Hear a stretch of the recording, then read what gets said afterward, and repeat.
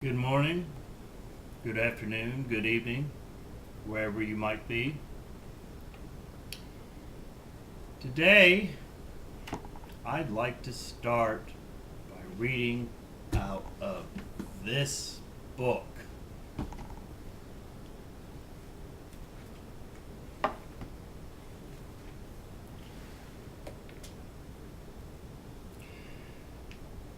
This is Matthew chapter 25. Well, this is all in red. This must be the words of Jesus.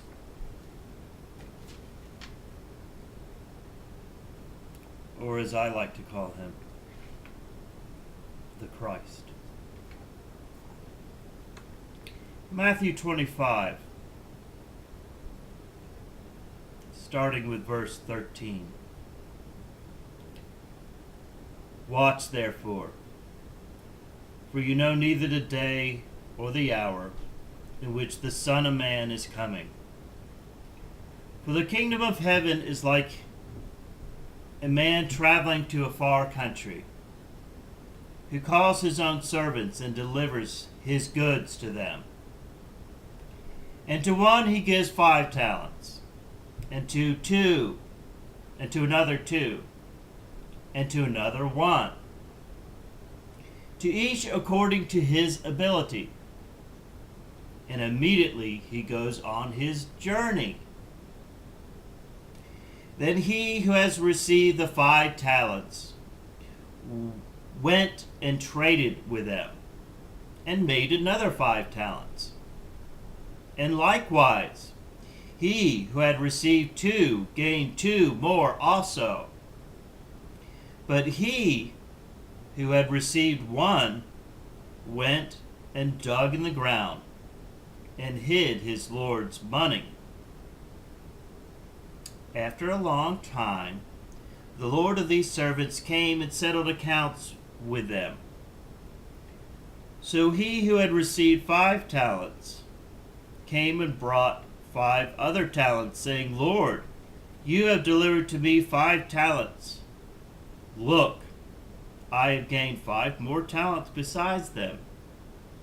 His Lord said to him, Well done, good and faithful servant.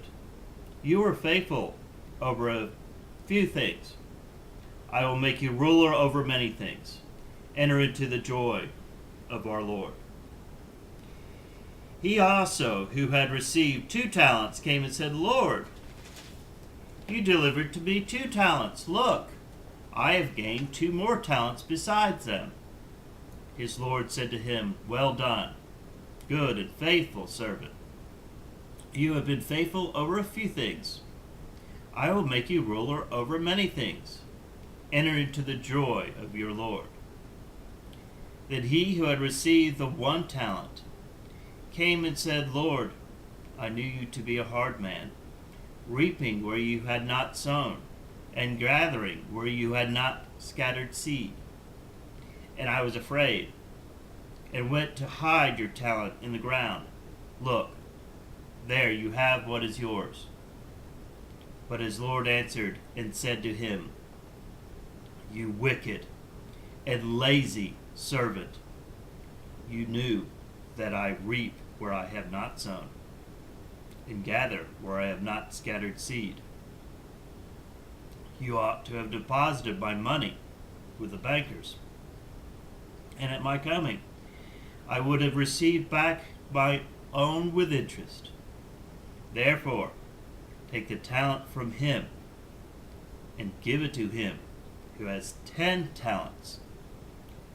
For to everyone who has, more will be given, and he will have abundance. But for him who does not have, even what he has will be taken away from him. And cast the unprofitable servant into the outer darkness. There will be weeping and gnashing of teeth.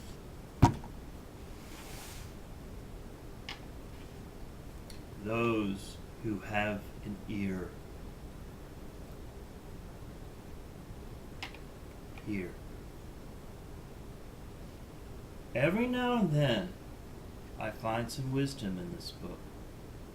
Doesn't mean that I believe everything in here. You can find wisdom in lots of places, even from Jesus, if you choose to do so. If you choose to do so.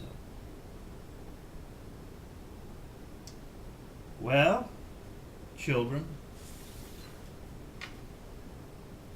I have a surprise for you if you stay tuned to the end of this broadcast. I have a little Easter egg for you. That's what you gamers call it, right? So stay tuned. Stay tuned. Listen. Maybe we can all learn something together. The Native Americans have a saying. When you sit down to teach, you become both teacher and student.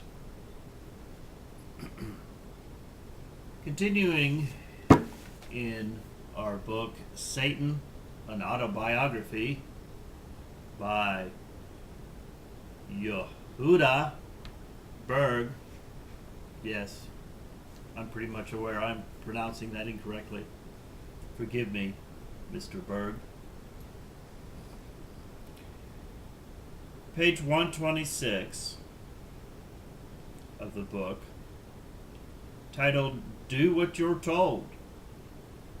If the universe encourages you to act now, it is in your absolute interest to do so.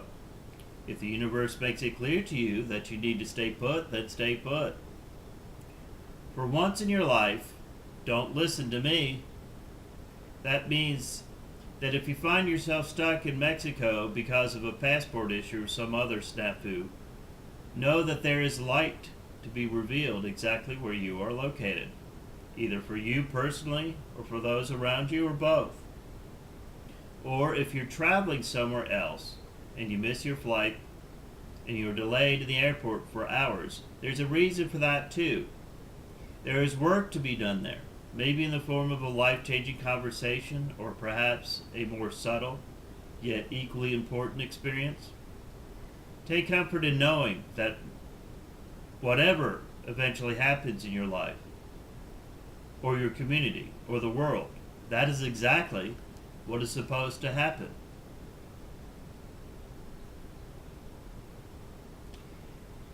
So, let go. I have a whole video called that, Letting Go. I win by talking you into bad choices. You win by letting go. Letting go of what you think is good for you, that is. That's because when you do that, you get more than you ever thought was possible. And I sure the heck don't live in the realm of possibility. That's God's domain. Sometimes you just gotta let go. Expression in some circles, let go, let God. Well, it's appropriate at times. It's appropriate at times.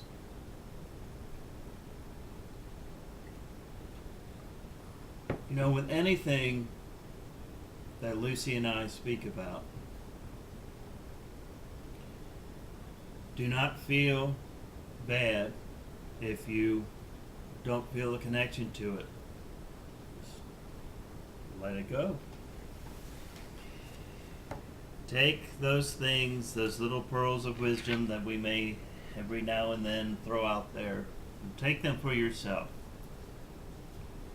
And if we say something that you don't agree with, shrug your shoulders. Agree with everything we're going to say. Now, on page 142. So listen up. This is important. The money you get in this world is not yours. It is energy that you were given to manage. As a custodian, It is a tool that can either help you in doing what you came in this world to do or hurt you. If you have too much money, you can become a slave to it instead of letting it be the source of giving. Your lesson in that case is to override your greed and give. If you have too little, you might lose your connection with the Creator, because you are struggling so hard just to put food on the table. Your lesson in this case might be to trust that God will fill in the blanks. You never know exactly how the Creator will help to take you to the next level. But you can predict with certainty that the Creator will every time. Who knows which opportunity will lead to the money you need to pay your rent. So money is here as an energy source and not for something that we should be obsessing over. Thanks to people that I have known, my family occasionally, I've never really had to worry about money, except when I'm spending my money thoughtlessly. As long as I'm doing the right thing, I don't generally have to worry about money. I don't worry about it because I've always had a roof over my head. I've always had food in my stomach. Sometimes that food in my stomach comes from places I won't mention, but I've always had it. And it's because I don't worry about it. I understand people worrying about money, but I don't. We'll be just fine.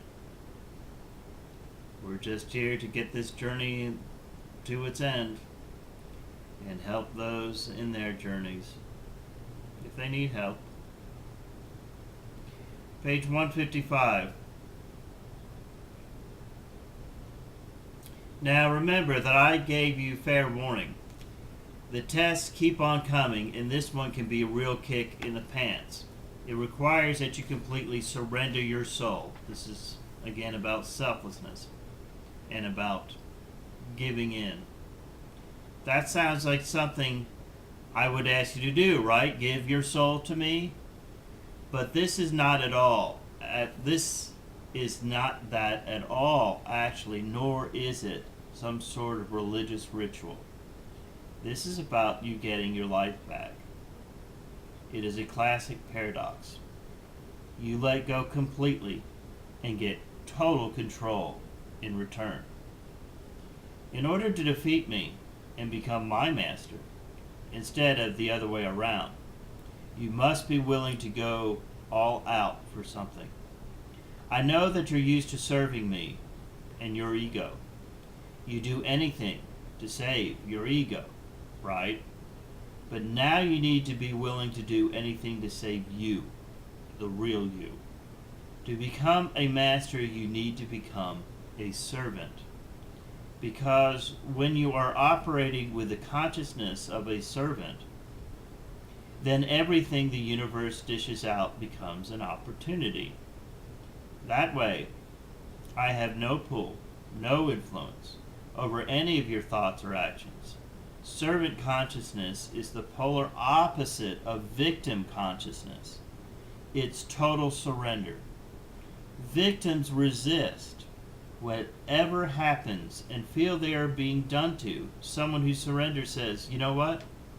There is something for me to do here. Let's see what I can find.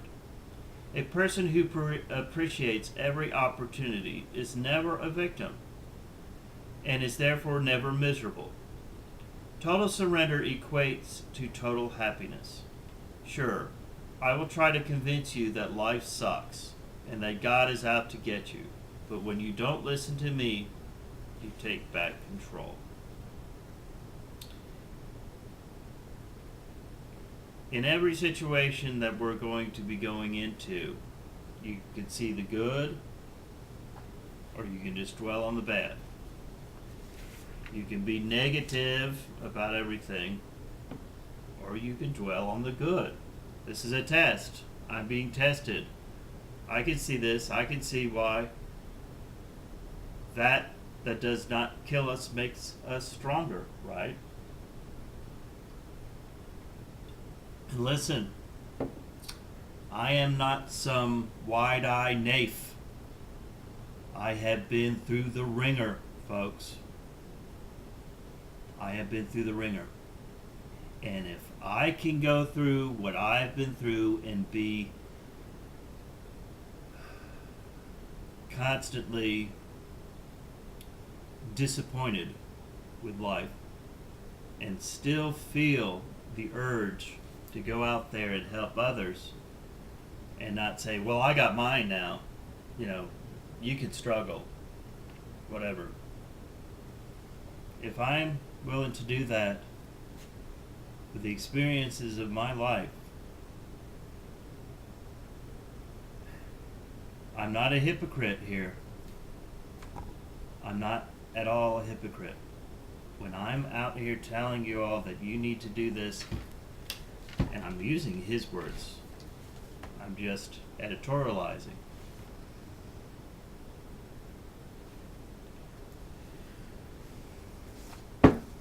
I have been through the ringer, folks. I am not a wide-eyed naif.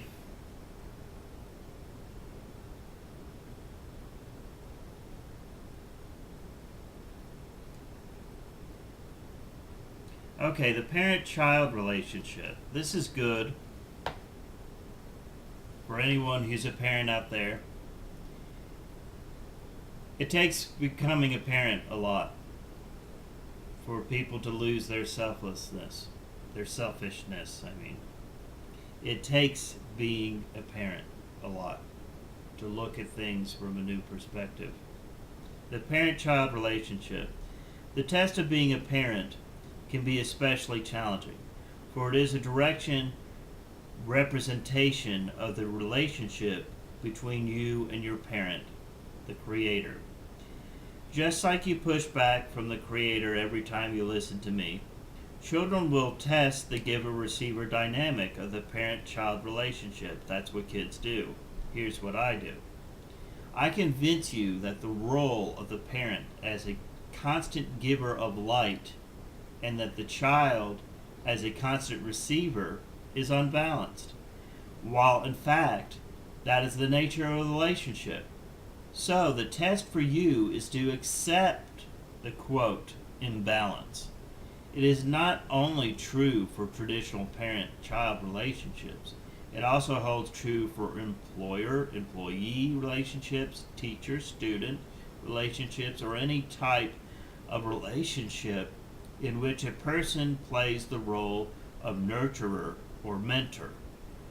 That is why I encourage you to do things like abandon your role as parent for a more enjoyable role of your child's best friend. Don't buy into it. By becoming friends with your child, employee, or student, you are forfeiting your role as the giver of light. Even if you only give up your role a tiny bit, it doesn't matter. The second you are on the same level, you've compromised the integrity of the giver-receiver relationship. Grow up. Be your child's parent, not his buddy, or his or her buddy.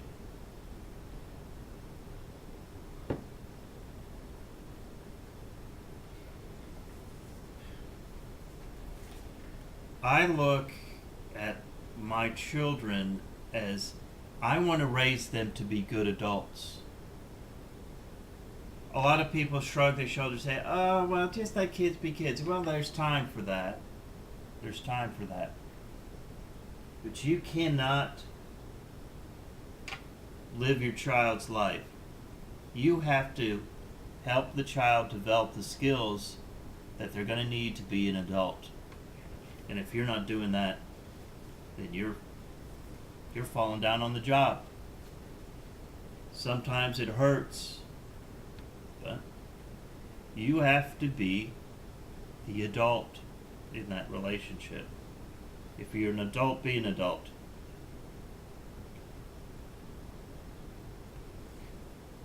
Okay. Right. Okay. Page 203. Here's the talk about Jesus. Why would a Kabbalist Jew be talking about Jesus? Why would a Buddhist be talking about Jesus?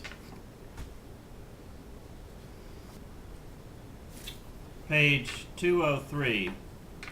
This will be directed at Christians. Don't listen to me, listen to Jesus. Follow him. Accept Jesus means accepting his teaching and his consciousness. If you get past me, if you get me out of that head of yours, you will see there's no contradiction in what you currently believe. Would you be helping your children if you did all their homework for the rest of their lives? If you took all the punishments on their behalf every time they made a mistake or misbehaved, would that be true parental love? Would your kids grow up to be responsible, loving adults if you absorbed all of their punishments?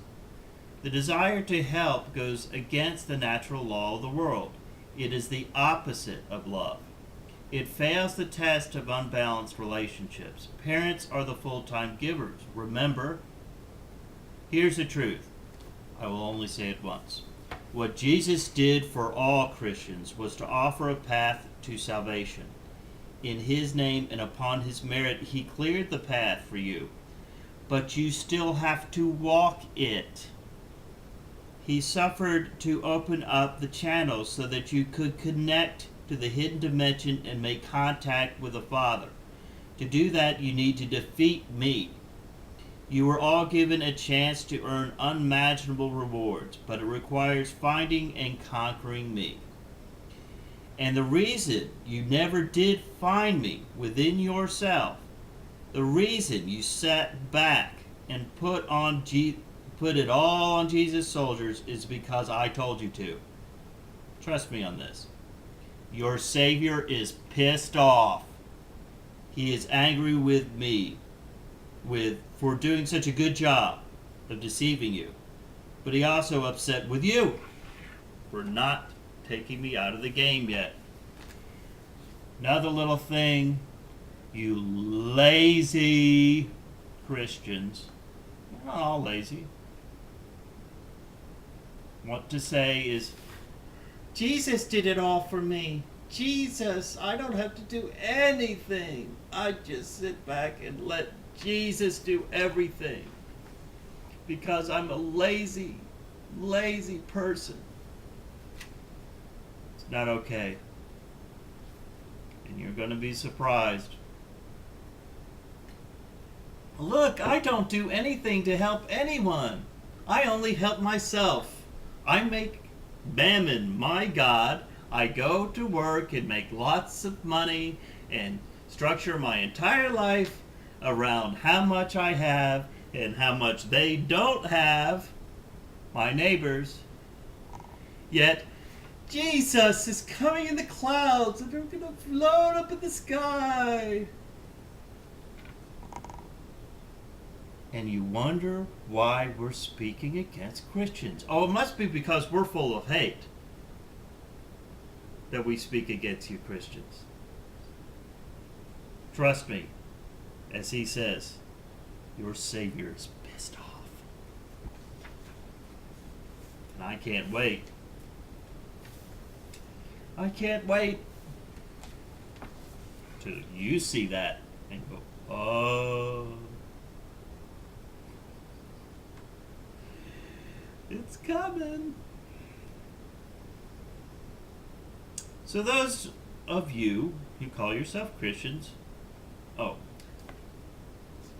also the Christians who blame the Jews. So those of you who call yourself Christians, don't blame the Jews, or the church, or the popes of history, or the devil worshippers, or the church of Satan. Don't blame anyone, even if blame seems justified.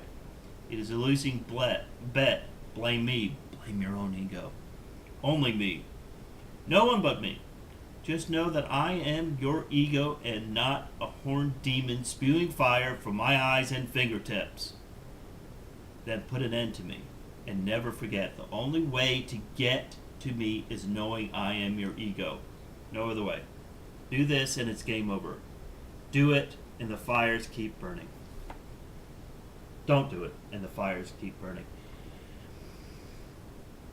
I want to say I meet Christians all the time who are actually walking the walk.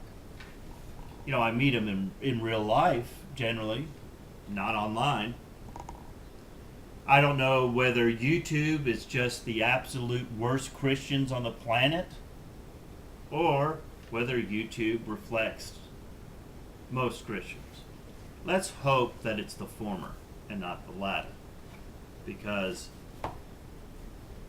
the people that Lucy and I deal with on YouTube who call themselves Christians, wow. If these are the Christians of the world, if you are true representations of the Christians of the world, it's scary.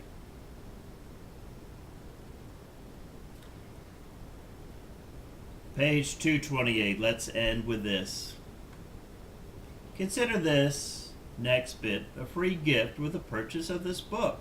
By the way, this was Lucy's book. She read it several years ago. So, I was given this gift from her, allowed to be able to read it. Here is your gift. A few priceless suggestions to do with what you will. First of all, thank your Uncle Satan for outing himself after a few millennia of igneous concealment. Next, give a tip to the hat to God for creating you and allowing you to finally seize hold of this knowledge. In fact, do that right now. Take a moment and thank both of us for giving you the opportunity to exist and earn the miracles coming your way.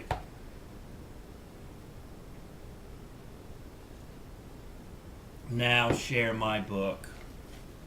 Reach into your pocket and buy a copy for someone else. Don't recommend it. Buy it with your own coin.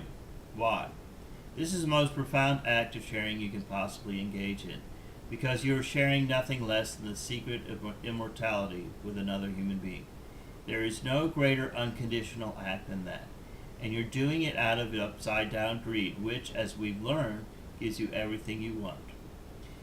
No, this is not a shameless boy to stimulate sales. I don't get royalties on this book. You're the one who will be earning all the profits if you take my advice. The return on your investment will transform your life in miraculous ways, and you will witness extraordinary things taking place all around you in the world, in the news, in the newspapers. Just watch. Not to mention that an act of sharing removes any previous karmic debts and doubts, and you might have accumulated over many years and lifetimes of accepting swag. Trust me. The world has an enormous debt that should have led your total and absolute destruction by now. Sharing my book will ensure your debt is paid back easily. I'm talking about a payment plan that would blow your mind if you knew what was happening cosmically. There's not another lending institution around that can match God's terms. As I said in the other video, there is no other reason why we're here. If you want to live your life simply for you, then I assure you, you will not live a fulfilled life. And this is not coming from some naive young man. I'm not young anymore. And I haven't been naive for a very long time. It may sound naive to someone who wants to hear it that way, but don't let that entity within you say, this guy doesn't know what he's talking about. The world is full of selfish people. Don't be one of them. So, this concludes my book review of Satan, an autobiography. That's told by Youre.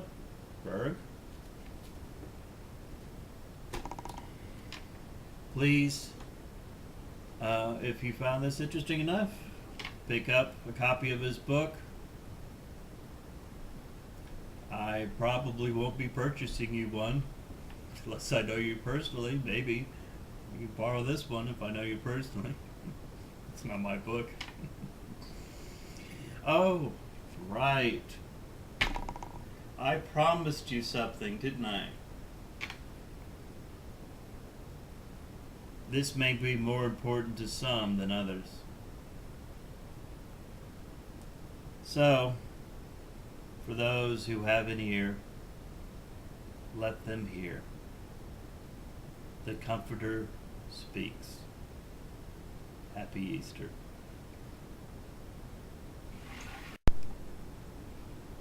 Do not fear any of those things which you are about to suffer. Indeed, the devil is about to throw some of you into prison, that you may be tested, and you will have tribulation 10 days.